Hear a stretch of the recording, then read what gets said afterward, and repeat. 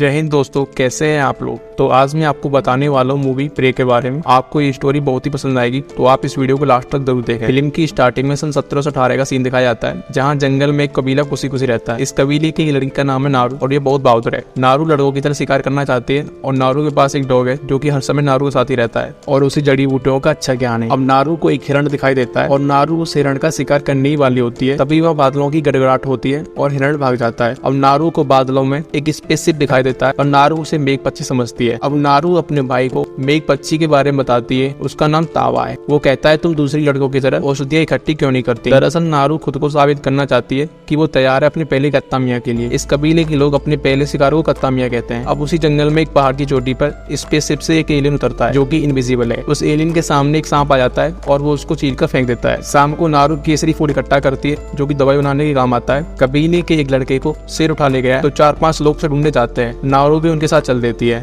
थोड़ी देर बाद उन्हें वो लड़का मिल जाता है। वो जख्मी है। नारू उसका इलाज करती है और वो सभी लोग उसको लेकर कबीले की तरफ चल देते हैं, लेकिन तावा उस शेर को ढूंढने के लिए चला जाता है और फिर नारू भी तावा के पीछे पीछे आ जाती है। रास्ते में उसे एक मरा हुआ सांप मिलता है जिसको किसी ने बुरी तरह मारा होता है। उसी के पास बड़े से पैर के निशान भी होते हैं। अब नारू ये सभी बातें अपने भाई को बताती है। उसका भाई कहता है कि कोई भालू होगा। अब वो शेर को पकड़ने के लिए एक जाल बिछाते हैं। नारू का भाई नारू और एक लड़के को पेड़ के ऊपर भेज देता है ताकि वो ऊपर से निशाना लगा सके। तभी वहाँ उस पेड़ पर शेर आ जाता है और वो उस लड़के को खा जाता है। अब शेर नारू की तरफ बढ़ता है और नारू पेड़ से गिरकर बेहोश हो जाती है। जब उसकी आंखें खुलती है तो उसकी माँ उससे कहती है कि जब शिकार करना तुम्हारी बस की नहीं है तो तुम शिकार करने क्यों जाती हो। अब उसका भाई शेर का कटा हुआ सिर लेकर आ जाता है और कबीले के सभी लोग बहुत खुश होते हैं। सरदार उसे सम्मानित करता है। अगली सुबह नारू अपने डॉग के साथ जंगल में जाती है ताकि वो सबसे खतरनाक जानवर का शिकार कर सके। अब उसे पेड़ पर हरे रंग का खून दिखाई देता है। नारू समझ जाते है कि यहाँ कोई तो है। वहीं वो एलियन एक गुफा में होता है जो खुद को इनविजिबल कर सकता है। अभी उस एलियन ने एक लोमड़ी को मारा होता है। दरअसल इस एलियन को धरती के सबसे बड़े शिकारी की तलाश है। अब नारू को एक मैदान में बहुत सारे मरे हुए बुल्स मिलते हैं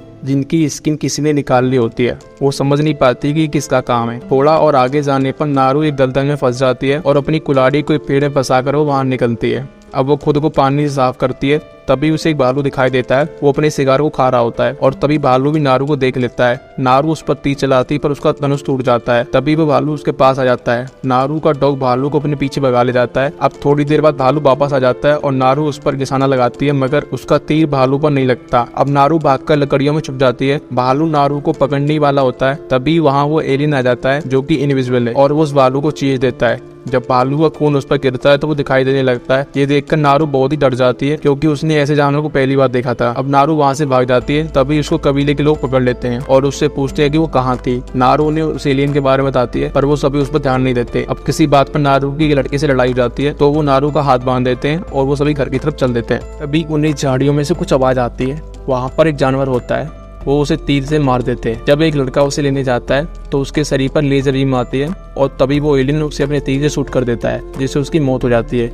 ये देखकर वो सभी बहुत हैरान हो जाते हैं और एलियन की तरफ भाला फेंकते हैं जिससे उसके शरीर से खून निकलता है और वो विजिबल होने लगता है। वो सभी उससे लड़ते हैं पर वो अकेला ही उन सबको मार गिराता है क्योंकि उसके पास कुछ ज्यादा ही एडवांस वेपन है। नारू अपने आप को छुड़ाती है और वहाँ से भागने लगती है। भागते भागते नारू का पैर एक ट्रैप में फंस जाता है जो कि कुछ शिकारियों ने जानवरों को पकड़ने के लिए वहां लगाया था। अब वो शिकारी नारू को बंदी बना लेते हैं। वो नारू से पूछते हैं कि क्या उसने किसी अजीब से जानवर को देखा है। उसने उनके बहुत से साथियों को मार डाला है। वो उसका शिकार करना चाहते हैं। नारू बताती है कि वो इनविजिबल है और वह नारू का भाई भी होता है जिसे भी बंदी बनाया हुआ है। अब वो शिकारी उन दोनों को एक पेड़ से बांधकर उन्हें चारा बनाते हैं। उनका प्लान था कि जब वो एलियन वहाँ आएगा तो उसे मार डालेंगे।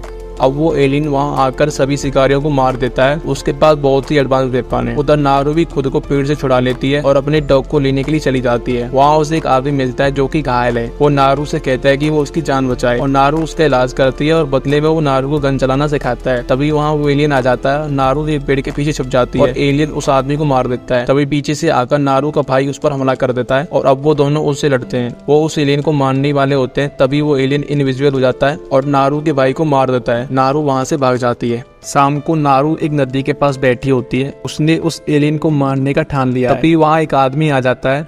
ये वही है जिसने नारू को बंदी बनाया था। नारू उसके सर पर हमला करती है और वो बेहोश जाता है। जब उस आदमी की आंख खुलती है तो वो देखता है कि उसका पैर कटा हुआ है। नारू उससे कहती है कि अब वो तुम्हें चारे की तरह यूज करेगी उस एलियन को मारने के लिए। नारू वो केसरी फूल खा लेती है जिससे बॉडी का टेम्परेचर डाउन हो जाता है। दरअसल वो एलियन टेम्परेचर को सेंस करता है और तब उसे दिखाई देता है। अब वहाँ वो एलियन आ जाता है, वो उस आदमी को मार देता है, पर उसे नारू दिखाई नहीं देती। नारू उसके सर पर डंडा मारती है, जिससे उसका मास्क नीचे गिर जाता है। नारू उसे उठाकर जंगल की तरफ भाग जाती है। अब नारू अपना जाल बिछाती है और एक पेड़ पर चढ़कर उस एलियन का वहाँ आने का इंतजार करती है। जब वो एलियन वहाँ आता है तो नारू उस पर हमला कर देती है और उसका गिरता हुआ खून नारू को लग जाता है, जिससे एलियन नारू को देख पाता है। वो आपस में खूब लड़ते हैं और नारू उसे चकमा देकर दलदल में फंसा देती है। नारू ने उसके मास्क को दलदल के बगल में ही रखा हुआ था, ताकि जब वो उस पर हमला करे तो उसका लेजर उस पर ही पड़े और उसके वेपन से उसकी ही मौत हो जाए। अब वो एलियन दलदल से बाहर निकलता है और नारू पर अपने तीर से हमला करता है, मगर वो तीर घूमकर उसके दिमाग के पार हो जाते हैं, क्योंकि उसका लेजर उसके सर पर आ रहा था और उसकी मौत हो जाती है। अगली सुबह नारू अपने कबीले में पहुंचती है। वो अपने साथ उस एलियन का कटा हुआ सर भी ले जाती है और उसे कबीले के मुखिया के सामने फेंकती है और उससे कहती है कि उसने अपने भाई की मौत का बदला ले लिया है। अब वो सभी नारू को सम्मानित करते हैं और इससे साबित हो जाता है कि लड़कियां भी शिकारी बन सकती हैं। नारू उनसे कहती है कि हमें यहाँ से कहीं दूसरी जगह जाना होगा और इसी के साथ ही ये मूवी खत्म हो जाती है। ये प्रीडेटर मूवी का प्रीक्वल है और आपको ये कैसा लगा हमें जरूर बताएं।